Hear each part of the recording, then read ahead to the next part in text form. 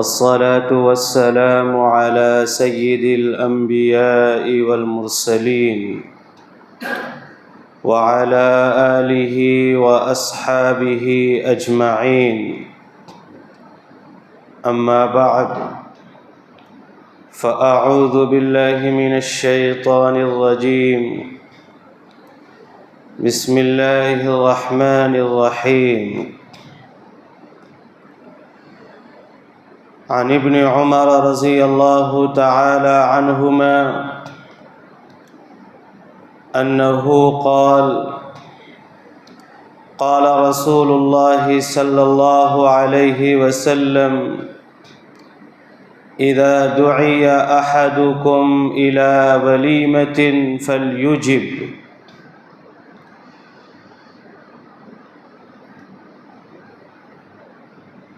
سامعین گرامی قدر، رسول اللہ صلی اللہ علیہ وسلم نے دعوت کے اصول و آداب، دعوت دینے اور دعوت قبول کرنے اور دعوت میں شرکت کرنے کے کیا احکامات ہیں، ہدایتیں ہیں، نبی صلی اللہ علیہ وسلم کی طرف سے ہمیں یہ تمام ہدایتیں ملتی ہیں۔ آپ صلی اللہ علیہ وسلم کا ارشاد گرامی ہے کہ جب کوئی تمہیں دعوت دے، چاہے ولیمے کی دعوت ہو یا اس کے علاوہ کوئی اور دعوت ہو، تو جس کو دعوت دی جا رہی ہے اسے وہ دعوت قبول کرنی چاہیے۔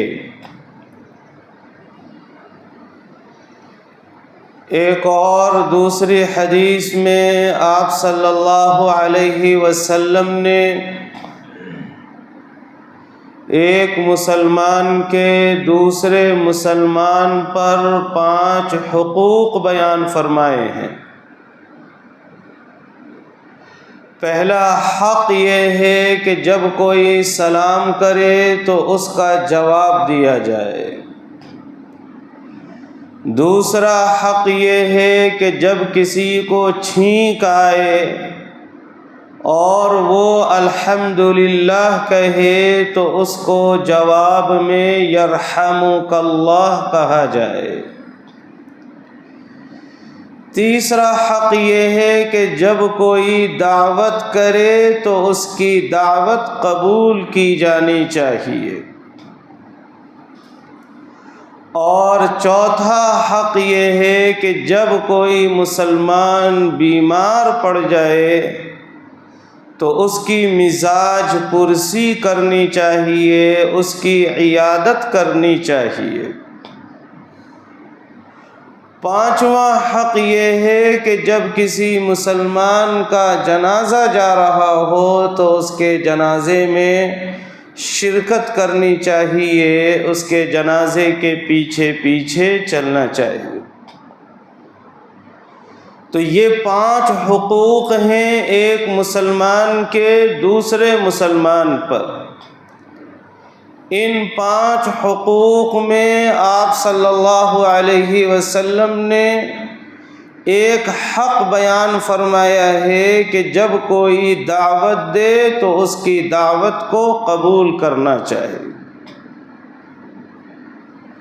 دعوت دینا یہ سنت ہے اور دعوت قبول کرنا بھی سنت ہے، اور دعوت کو قبول کرنے کی ترغیب نبی صلی اللہ علیہ وسلم نے اس لیے دی ہے کہ اس سے محبت پیدا ہوتی ہے، محبت برقرار رہتی ہے، محبت میں اضافہ ہوتا ہے، محبت بڑھتی ہے، اور مسلمانوں کے درمیان محبت کا بڑھنا، محبت میں اضافہ ہونا، یہ اسلام کے اندر مطلوب ہے، اسلام اس کو چاہتا ہے، اس کی دعوت دیتا ہے اور اس کی ترغیب دیتا ہے۔ لہٰذا اگر کوئی دعوت دے تو اس کی دعوت کو قبول کرنا چاہیے۔ اسی طرح سے ایک اور روایت میں آپ صلی اللہ علیہ وسلم نے فرمایا کہ جو دعوت قبول نہیں کرتا وہ نافرمان ہے، یعنی نبی صلی اللہ علیہ وسلم کی سنت پر عمل کرنے والا نہیں ہے۔ رحمت للعالمین صلی اللہ علیہ وسلم جس چیز کی ترغیب دے رہے ہیں، جس چیز کا حکم فرما رہے ہیں، وہ شخص گویا اس حکم کو مان نہیں رہا ہے اور اس پر عمل کرنے کو تیار نہیں ہے۔ لہٰذا اگر کوئی دعوت دے تو اس کی دعوت قبول کرنی چاہیے، یہ ہمارے نبی صلی اللہ علیہ وسلم کی سنت ہے۔ دعوت دینا بھی سنت ہے اور دعوت قبول کرنا بھی سنت ہے۔ ہمارے معاشرے میں جب ہمارے خاندان میں کسی سے اختلاف پیدا ہوتا ہے، بسا اوقات اختلاف اتنی شدت اختیار کر جاتا ہے کہ ہم اپنی دعوت کے موقع پر، ہم اپنی تقریب کے موقع پر کسی خاص رشتہ دار کو چھوڑ دیتے ہیں، اسے دعوت نہیں دیتے، اس کو اس موقع پر نہیں پوچھتے، اس کے گھر دعوت نامہ نہیں بھیجتے، اس کے گھر کارڈ نہیں بھیجتے، اپنے دنیاوی اختلافات کی وجہ سے، اپنی انا کی وجہ سے، اور جو اپنا آپس کا جو دنیا کا مفاد ہے اور دنیا کے جو تعلقات ہیں، اس کی بنیاد پر ہم اس کو دعوت میں شریک نہیں کرتے۔ تقریباً ہر جگہ اور ہر معاشرے میں اس طرح کے کیسز ہوتے ہیں، اس طرح کے واقعات ہوتے ہیں۔ دوسری طرف بعض رشتہ داروں کی طرف سے یہ عمل پایا جاتا ہے کہ اگر انہیں انویٹیشن کارڈ دیا جائے، انہیں دعوت نامہ دیا جائے تو وہ واپس کر دیتے ہیں، وہ دعوت قبول نہیں کرتے، دعوت نامہ تک واپس کر دیتے ہیں۔ بہت سارے ایسے ہیں جو دعوت نامہ کارڈ تو قبول کر لیتے ہیں، لیکن اسی وقت ان کا ذہن یہ رہتا ہے کہ ہمیں اس تقریب میں نہیں جانا ہے، ہمیں اس دعوت میں شرکت نہیں کرنی ہے۔ یہ دونوں جو سائیڈ ہے، یہ جو دونوں جانب ہے، یہ جو دونوں جماعتیں ہیں، یہ دونوں غلط ہیں، یہ دونوں رسول اللہ صلی اللہ علیہ وسلم کی حدیث کے خلاف کر رہے ہیں، نبی رحمت صلی اللہ علیہ وسلم کی سنت کی خلاف ورزی کر رہے ہیں۔ دعوت دینا یہ بھی سنت ہے اور دعوت کا قبول کرنا یہ بھی سنت ہے، اس لیے کہ دعوت دینے سے اور دعوت قبول کرنے سے محبتیں بڑھتی ہیں۔ اب رسول اللہ صلی اللہ علیہ وسلم کی اس سنت پر عمل نہ کر کے کسی کو دعوت نہ دینا، یا ہمارے نبی صلی اللہ علیہ وسلم کی سنت پر عمل نہ کر کے کسی کی دعوت قبول نہ کرنا، اس کا مطلب یہ ہے کہ ہم محبت بڑھانے کے روادار نہیں ہیں، ہم دشمنی بڑھانا چاہتے ہیں، اختلافات میں ہی جینا چاہتے ہیں۔ اختلافات پیدا کرنا اور دشمنی کو بڑھانا یہ شیطان کا کام ہے، شیطان کا مشن ہے، شیطان کا مقصد ہے۔ اور محبت پیدا کرنا، محبت برقرار رکھنا، محبت کو بڑھانا، یہ ہمارے نبی صلی اللہ علیہ وسلم نبی رحمت کا مشن ہے۔ اب ہمیں یہ فیصلہ کرنا ہے کہ ہم کس کے مشن کو اختیار کرنا چاہتے ہیں۔ ہم اختلافات برقرار رکھ کر، دشمنی کو برقرار رکھ کر، نفرتوں کو برقرار رکھ کر شیطان کے مشن کو ایکسپٹ کرنا چاہ رہے ہیں، یا ہم ان چیزوں کو ختم کر کے محبت کا ہاتھ بڑھا کر رسول اللہ صلی اللہ علیہ وسلم کی سنت کو اختیار کرنا چاہ رہے ہیں۔ یہ فیصلہ ہمیں کرنا ہوگا اور ہمیں اس کے بارے میں سوچنا ہوگا۔ اسی طرح سے دعوت کے بارے میں ہمارے نبی صلی اللہ علیہ وسلم نے ایک اہم بات یہ بیان فرمائی ہے کہ جس کا مظاہرہ آج کل کی دعوتوں میں ہوتا ہے۔ رسول اللہ صلی اللہ علیہ وسلم نے فرمایا جس دعوت میں امیروں کو بلایا جائے، غریبوں کو نہ بلایا جائے، اس میں برکت نہیں ہوتی ہے۔ اللہ تبارک و تعالی نے ہمیں پیسہ دیا، اللہ تبارک و تعالی نے ہمارا اسٹیٹس کچھ بلند کر دیا، اللہ تبارک و تعالی نے کچھ نام دے دیا، کچھ شہرت دے دی، کچھ عزت دے دی، تو اب ہمارا معاملہ یہ ہو گیا کہ ہم اللہ کے بندوں کو ہی بھول گئے۔ اب ہم اپنی انسلٹ سمجھتے ہیں کہ ہمارے پڑوس میں جو ایک کام کرنے والا رہتا ہے اس کو اپنی دعوت میں کیسا بلانا، وہ کیسے کپڑے پہن کے آئے گا، ہمارے جو گیسٹ آئیں گے VIP گیسٹ، وہ کیا سمجھیں گے کہ اس طرح کے لوگوں کو انہوں نے دعوت دی ہے، اس سے جو ہے وہ ہمارے اسٹیٹس کا اندازہ لگائیں گے۔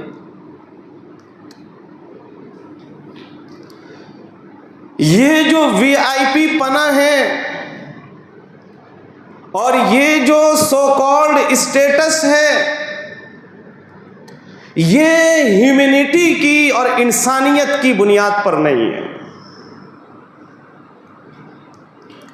اس کے اندر کہیں سے کہیں تک انسانیت نہیں ہے، کہیں سے کہیں تک اس کے اندر ہمدردی کا پہلو نہیں ہے۔ اور ایسا اسٹیٹس، ایسا مقام و مرتبہ، ایسا دکھاوا کہ جس کے اندر انسانیت نہ ہو، اس کا اسلام سے، دین اسلام سے، نبی رحمت صلی اللہ علیہ وسلم کی سنت سے، طریقے سے کوئی میچنگ اس کی نہیں ہوتی ہے۔ ہمارے نبی صلی اللہ علیہ وسلم نے فرما دیا کہ ایسی دعوت میں کوئی برکت نہیں ہوتی جس میں صرف مالداروں کو پوچھا جاتا ہے، غریبوں کو نہیں پوچھا جاتا۔ مالداروں کی بھی دعوت کرنی ہے تو مالداروں کی بھی کریں، غریبوں کی بھی کریں، غریبوں کو فراموش نہ کریں۔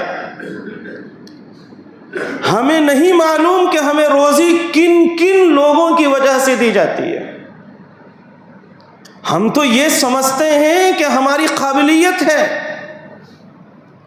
ہم یہ سمجھتے ہیں کہ ہم نے فلانا کورس کیا ہے، فلانی جاب لگی ہے، ہم یہ سمجھتے ہیں کہ ہم نے فلانا بزنس کھڑا کیا ہے، اس کی بنیاد پر ہمیں جو ہے یہ مال مل رہا ہے۔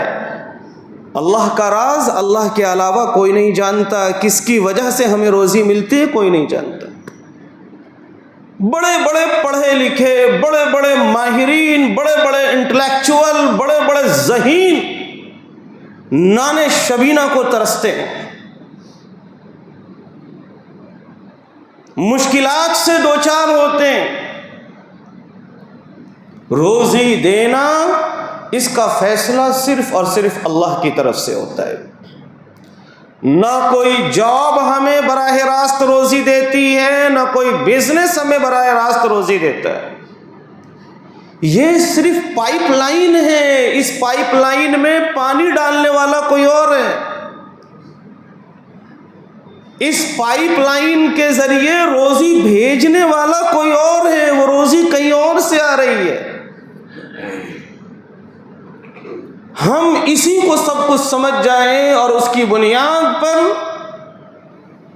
ہم اللہ تبارک و تعالی اور اللہ کے نبی صلی اللہ علیہ وسلم کی تعلیمات کو فراموش کر دیں تو یہ ہمارے لیے لمحہ فکریہ ہونا چاہیے، اور یہ ہماری ناسمجھی کی اور حماقت کی بات ہوگی۔ لہٰذا ہمیں ہماری شادیوں میں جہاں ہم مالداروں کو انوائٹ کرتے ہیں، ہمیں ہمارے آس پڑوس کے، ہمارے رشتہ داروں میں جو غریب حضرات ہیں انہیں بھی مدعو ہمیں کرنا چاہیے۔ اسی طرح سے دعوت جو ہے یہ ایک محبت کا عنوان ہے، راحت پہنچانے کا نام ہے۔ دعوت کسے کہتے ہیں؟ دوسرے کو راحت پہنچانا۔ لیکن آج کل کی جو ہماری دعوتیں ہو گئی ہیں وہ راحت نہیں زحمت بن گئی ہیں۔ آج کل کی جو ہماری دعوت ہے اس سے ایسا نہیں لگتا کہ محبت پیدا کی جانے کی کوشش ہو رہی ہے، بلکہ ایسا لگتا ہے کہ عداوت ہو رہی ہے۔ دعوت نہیں عداوت بن گئی ہے وہ۔ ہمارے رقعے کے اوپر لکھا رہتا ہے کہ ہمارا جو ڈنر ہوگا، جو ولیمہ ہوگا، وہ رات کو 9 بجے شروع ہوگا۔ جس نے رقعے کے اوپر یہ لکھا ہے کہ ڈنر رات کو 9 بجے شروع ہوگا، وہ گویا کہ ایک معاہدہ کر رہا ہے، وہ ایک زبان دے رہا ہے، ایک وعدہ کر رہا ہے کہ رات کے 9 بجے یہ ہمارا کھانا شروع ہوگا، ہماری دعوت شروع ہوگی۔ آپ شادی خانے میں جائیں رات کو 9 بجے، جس نے دعوت دی ہے ان کا ہی اتا پتہ نہیں رہتا۔ جو داعی ہے، جس نے انوائٹ کیا ہے آپ کو، ان کا ہی اتا پتہ نہیں رہتا۔ بالکل شادی خانہ سنسان رہتا ہے۔ اگر آپ ٹائم پہ پہنچ گئے تو 4 لوگ آپ کے اوپر ہنسیں گے۔ یہ زمانہ جہالت کے اندر اتنا ڈوبا ہوا ہے، یہ زمانہ اصول پسندی کے اتنا خلاف ہے کہ یہاں اگر آپ اصول پر عمل کرتے ہو، صحیح پر عمل کرتے ہو، سچ کے اوپر عمل کرتے ہو، جو زبان دی ہے اس پر عمل کرتے ہو، تو لوگ آپ کے اوپر ہنستے ہیں۔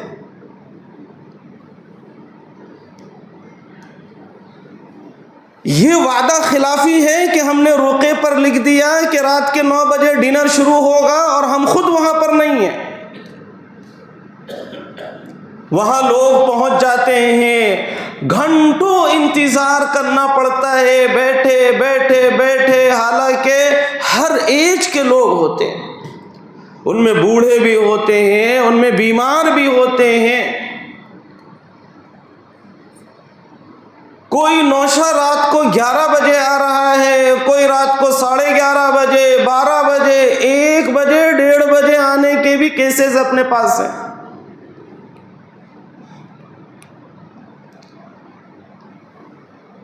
اتنی دیر تک لوگوں کو انتظار کروانا یہ دعوت نہیں عداوت ہے۔ یہ محبت کا پیغام نہیں دیا جا رہا ہے، یہ تکلیف پہنچائی جا رہی ہے، یہ زحمت میں ڈالا جا رہا ہے۔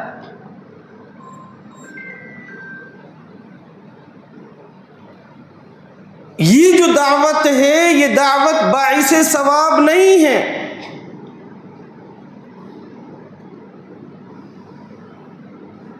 اسی طرح سے دوسری طرف بھی جب ہم نے کسی کا کارڈ قبول کیا، کارڈ پہ جو ٹائم لکھا ہے اس ٹائم پر اگر ہم نہیں پہنچتے تو یہ بھی وعدہ خلافی ہے۔ ہمارے پاس دونوں طرف سے یہ گڑبڑی ہے، دعوت دینے والے بھی ٹائم پر نہیں پہنچتے، دعوت قبول کرنے والے بھی ٹائم پر نہیں پہنچتے۔ 10 بجے تو شاید یاد آتا ہے کہ فلانی جگہ دعوت ہے، رقہ آیا تھا وہاں سے۔ اب اس کے بعد ریڈی ہونا شروع ہوتے ہیں اور اب پھر 10:30 بجے، 11 بجے، 12 بجے شادی خانے کو پہنچ رہے ہیں۔ بعض ایسے بھی حضرات ہیں جو اس بات کا اہتمام کرتے ہیں کہ ٹائم پر کھانا شروع ہو، اور وہ اپنے مہمانوں کے انتظار میں رہتے ہیں، ساری چیز ریڈی رہتی ہے، سارا کھانا تیار رہتا ہے، لیکن شادی خانہ خالی ہے، وہاں پر کوئی مہمان نہیں ہے۔ اب دستر کیسے شروع کیا جائے؟ آنے والے مہمان ہی لیٹ لطیف ہیں، وہی دیر سے آ رہے ہیں۔ تو یہ دونوں طرف خرابی ہے اور یہ دونوں خلاف سنت ہے، لہذا دونوں کو اس کا اہتمام کرنا چاہیے۔ اسی طرح سے ہماری شادیوں میں رقے پر ہم لکھتے ولیمہ مسنونہ، اور نکاح ہوتا مسجد میں، الحمدللہ ہونا بھی چاہیے مسجد میں نکاح۔ اس کے بعد جو بھی دل بولتا سارے کام کرتے، بینڈ باجے کے ساتھ شادی خانے کو پہنچ رہے ہیں۔ بینڈ باجا حرام ہے، ایسی شادی میں شرکت کرنا جائز نہیں ہے جس میں اس طرح کے بینڈ باجے ہوں۔ یہ گناہ کی مجلس ہے۔ رقے پر لکھا ہے ولیمہ مسنونہ اور یہاں کام ہو رہے ہیں سارے اعمال شیطانیہ والے۔ ولیمہ مسنونہ کو کب ولیمہ شیطانیہ میں کنورٹ کر دیا گیا پتہ نہیں چلا۔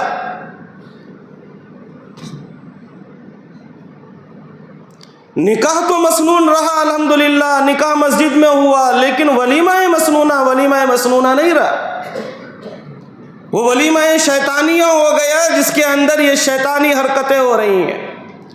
بینڈ باجے کے ساتھ نوشاہ حضرت جو ہے تشریف لا رہے ہیں، ایک ایک اسٹیپ کو ان کے کیمرے کے اندر قید کیا جا رہا ہے، جیسے میدان محشر میں جب اللہ پوچھیں گے ہمارے نبی کی سنت نکاح پر عمل کیا تھا یا نہیں کیا تھا، تو پوری البم پیش کر دیں گے، پوری البم پیش کر دیں گے کہ یا اللہ نکاح پر عمل کرنا۔ آپ یہ دیکھیں میرے پاس کتنی جو ہے گواہیاں ہیں، کتنے پروفس ہیں میرے پاس۔ گاڑی سے پاؤں باہر نکالا اس کی بھی فوٹو ہے میرے پاس، وہ پاؤں زمین پہ رکھا، جوتا زمین پہ رکھا، اس کی بھی فوٹو ہے میرے پاس، ایک اسٹیپ آگے کو ایسا ٹیڑھا ہو کے لیا، اس کی بھی فوٹو ہے میرے پاس، ہر اسٹیپ کی فوٹو، بینڈ باجا قوالی وغیرہ وغیرہ۔ بینڈ باجے والی شادیوں میں، دعوتوں میں شرکت کرنا درست نہیں ہے۔ غضب بالائے غضب یہ کہ ایسی شادیوں میں، ایسی دعوتوں میں علماء کو بھی دعوت دیتے ہیں اینٹی وائرس کے طور پر۔ یہ سمجھتے ہیں کہ علماء کو دعوت دے دیں گے، مدرسے کے چند بچوں کو دعوت دے دیں گے تو وہ اینٹی وائرس کا کام کر دیں گے، سارا وائرس ہمارا ریموو ہو جائے گا۔ ایسا ہرگز ہونے والا نہیں ہے۔ یہ اور علماء کی بے ادبی اور بے احترامی ہے۔